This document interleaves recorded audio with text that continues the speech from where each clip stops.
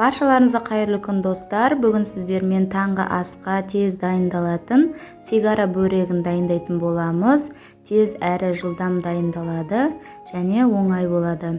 Сіздер де жасап көріңіздер. Таңғы асқа керемет болып үйлеседі. Видеоның соңына дейін қараңыздар және де менің каналыма тіркеліп лайк баса кетіңіздер. Ең алдымен бізге осындай лаваш қажет болады және де сыр қажет болады.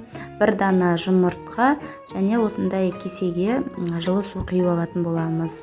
Сырларымызды дәл осылай ұзынша етіп алдын ала турап қоямыз және де осы видеода көрсетіп отқандай лаваштарымызды үш бұрыштап турап аламыз.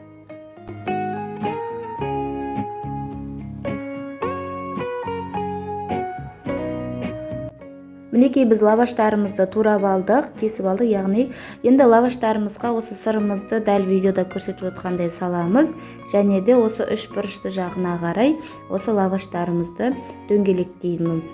Сосын осы үш бұрышты жағына жылы сумен осылай жағып, екі жағынан бекітетін боламыз. Және де осы жұмыртқамызға кішкене ғана тұзымызды салып араластырып қоямыз. Қазір қуыратын кезде осы жұмыртқаға осы бөректерімізді малып алып, жаңағыдай қызып тұрған табаға осы бөректерімізді қуырып алатын боламыз. Барлық бөректерімізді дәл осы видеода көрсетілгендей қылып жасап шығамыз.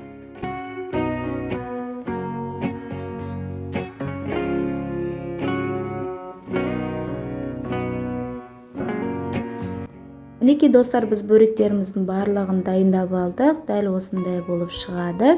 Енді қызып тұрған табамызға кішкене ғана майымызды құйып, осы жұмыртқамызға бөректерімізді осылай батырып аламыз да, қызып тұрған табамызға екі жағынан осы бөректерімізді қуырып алатын боламыз. Барлық бөректерді дәл осы видеода көрсетіп отқандай қылып жасайтын боламыз.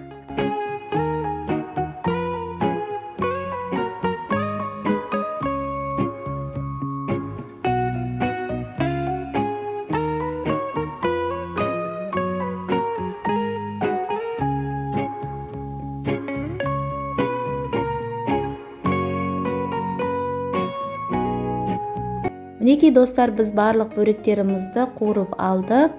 Керемет болып шықты, иісі керемет болып шығып тұр. Таңғы асқа тез дайын болатын тағамдардың бірі. Сіздер де жасап көріңіздер. Видеода көріп отқандарыңыздай ішіндегі сырлары да өте керемет болып еріп піскен. Енді сіздер де жасап көріңіздер. Өте қатты ұнайтын болады.